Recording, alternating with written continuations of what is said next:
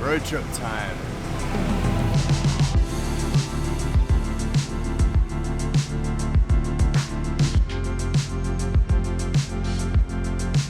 Okay, we're on the Cat Lai ferry now, which just goes over from Saigon to Dong Nai province. You can't get out of the city on the main highway, so you gotta take the ferry out with the motorbike. So yeah, now hopping back on the bike and back on the road.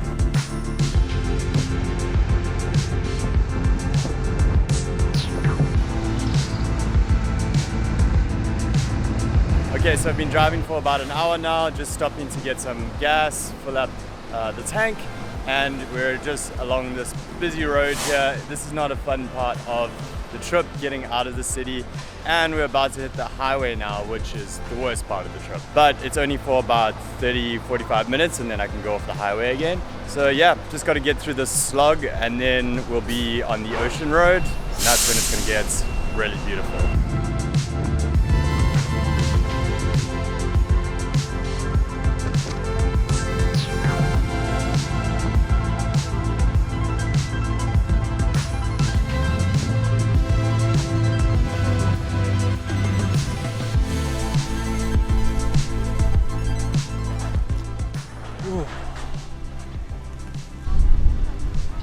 So I made it to the beach.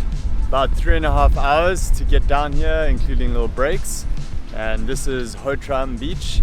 There's a big strip of hotels, really big resorts all the way down here. It actually took me quite a while to find a spot I could get down to the beach because there's just so many private resorts all the way down here. So I'm gonna grab a coffee here in Ho Tram. Just got these nice little deck chairs to relax a little bit. And it's pretty windy down here, but it's good to be by the beach. I've still got at least another hour to go, so I'm staying in Lai Yi tonight, and that's a little bit further up the coast. Hopefully it doesn't start raining. It's been okay so far, but it is rainy season, so could go either way. Well, if there's anything that will give me energy for the rest of the ride, that's some cafe soda. Get that energy.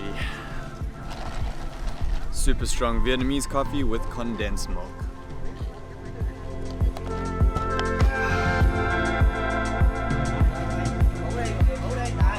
Oh, this is such a nice stretch of the road. Look at that. Out in the greenery here, the road has just opened up and it's really quiet after all the traffic getting out of Saigon. This is so nice. And the weather has got a little bit cooler because it's getting closer to sunset. And this road, this is the ocean road, winding along the ocean. Can't see it right now, but there's a few spots where you just drive past and you can see the ocean. When you're riding on roads like this, that's when it's awesome to be on a road trip.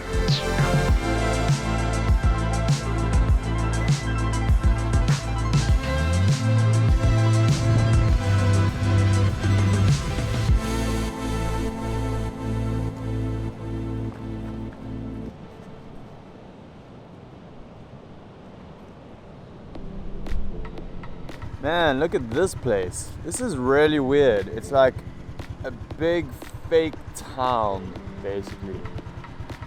It doesn't seem real. And there's all these like stores here and they're all empty. Or they're all like not open. And there's a Baskin Robbins and it doesn't even feel like Vietnam. I guess it's like a luxury resort around here. Nova World probably, Nova Supermarket. Pretty odd.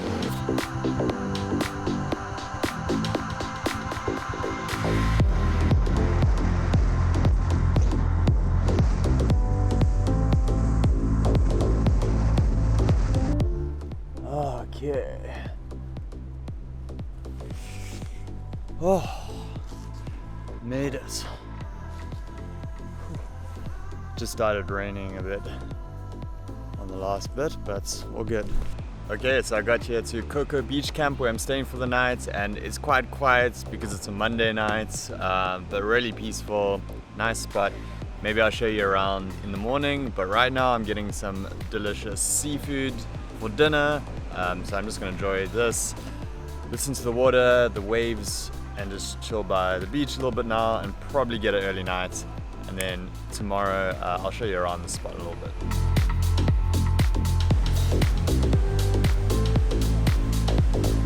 Okay, so I made a new friend. Hello, everybody. What's your name? My name is Tung.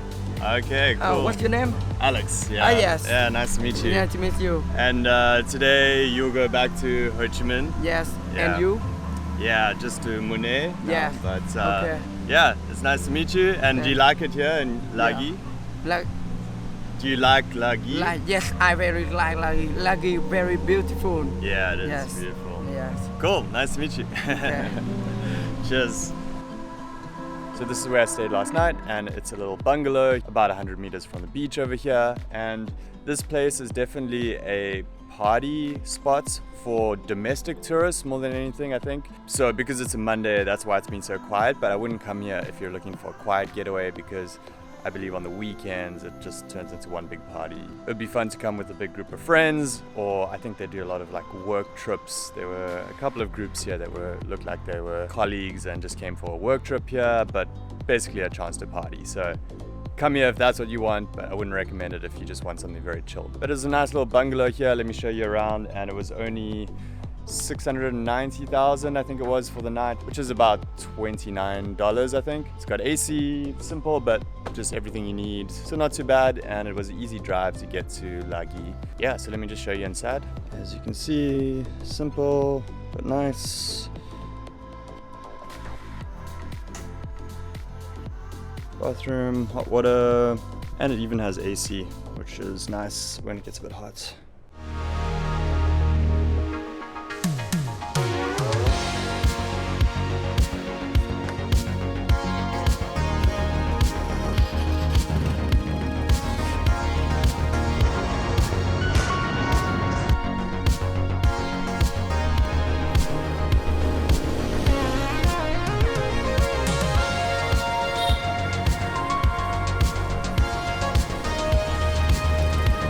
So it just started pouring out of nowhere, and I had to throw in my rain gear.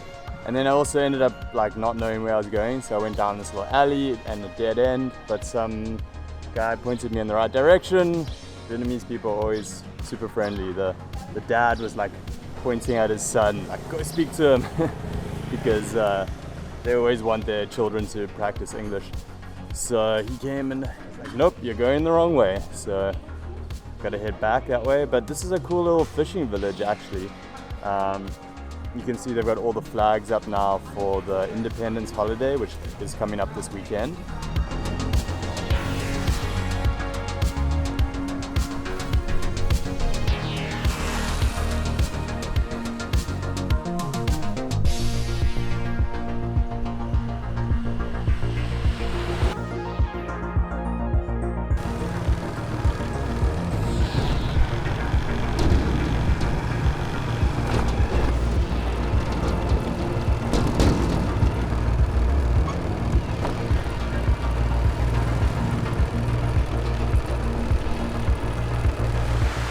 So it just started pouring.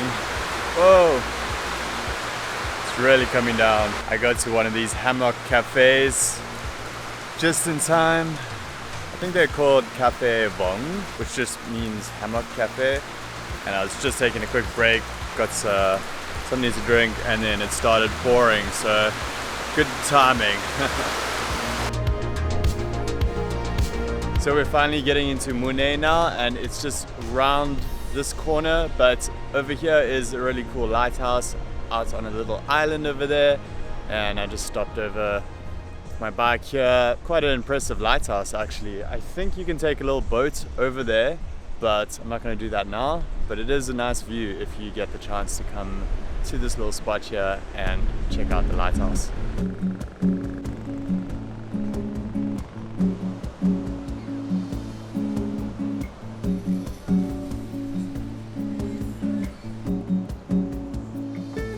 So I arrived here in Mui Ne, Vietnamese pronunciation Mui Ne, and I'm staying here at this hostel called iHome Backpackers Hostel. It's been a while since I've stayed in a hostel, and it's kind of nice. Just met a bunch of other travelers here. Thought I'd stay somewhere where I could meet a few people. So we hung out a bit last night, and then yeah, just been here chilling most of the day in Mui Ne. I didn't really feel like filming too much today, so I just relaxed around this area. And as you can see, We're on the strip here. There's only really a beach when the tide is low actually, otherwise the water comes up quite high. You can see this embankment over here.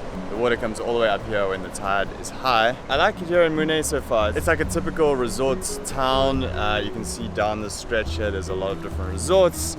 Anything from budget places all the way through to high-end resorts. To be honest, the beach isn't that great on this stretch. There's places that I drove past where the beach was way nicer. I'm not sure if you have to go further up or down to maybe get to a better beach. Haven't really explored that much yet, but maybe tomorrow I'll go check out some of the other beaches.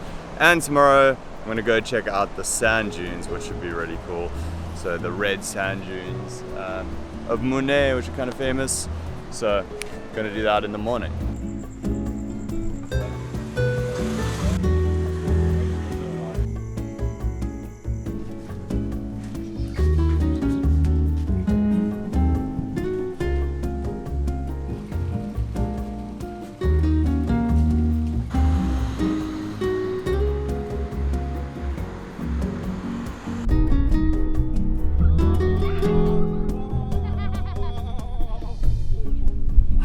Okay, so I got you to the red sand dunes. Pretty cool. So the red sand dunes are just at the end of the strip of the Mui Ne beachfront, and this whole area is actually Phan Thiet city, and Mui Ne is just kind of like the beachside strip of hotels and all that, as far as I understand.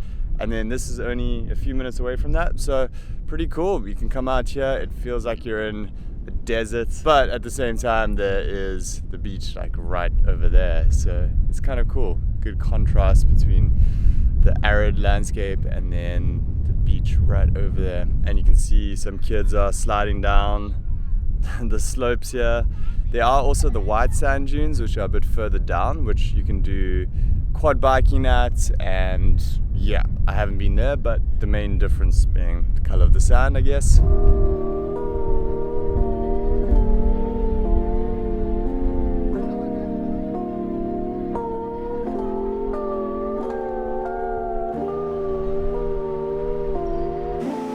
Okay, so I just got to the train station and got a ticket to put my motorbike on the train, as well as me on the train, and get back to Saigon that way. And I'm actually really happy about that, because I wasn't sure if there's going to be tickets available, and otherwise I would have had to drive all the way back. And drive here was fun, but I am happy not to have to do the whole 250 kilometers again today. And on top of that, as I got to the station, it just started pouring, so it would have been a pretty miserable drive today. So this is one of the few trains in Vietnam that you can actually put your motorbike on and also go on the same train. Other trains you can put a motorbike on, but then you have to take a separate passenger train then. So this particular route is a non-stop 4-hour train ride from Phan Thiet to Saigon, so pretty cool. Okay, so I'm on the train and it's actually really comfortable. There's a lot of space here.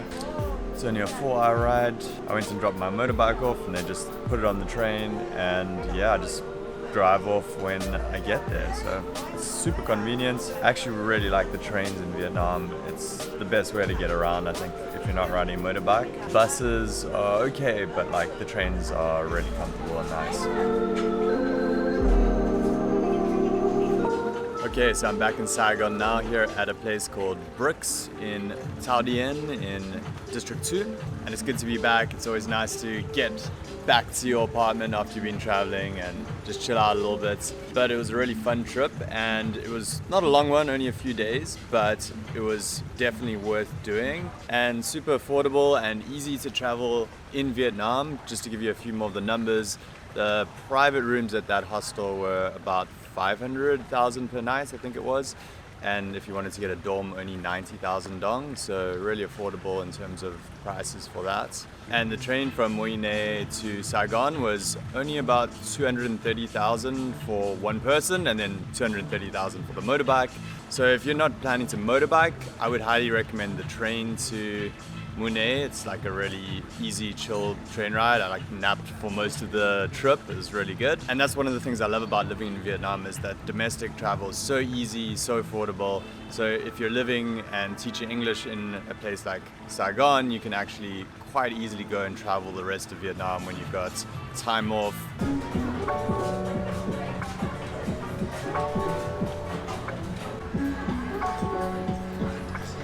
So fun trip overall, and back in Saigon now. Our last 3 TEFL programs of the year are pretty much full. There might be a few spots left as of the time this video is released, but we're just going to be focusing on running our TEFL courses and helping people move to Vietnam and get started teaching English in Vietnam for the next few months until the end of the year. So if you're interested in getting started teaching, you can learn more about those programs at ninjateacher.com, and I'm going to be putting out more content about living here in Saigon, so stay tuned for those videos. Subscribe if you haven't already, and I will speak to you soon.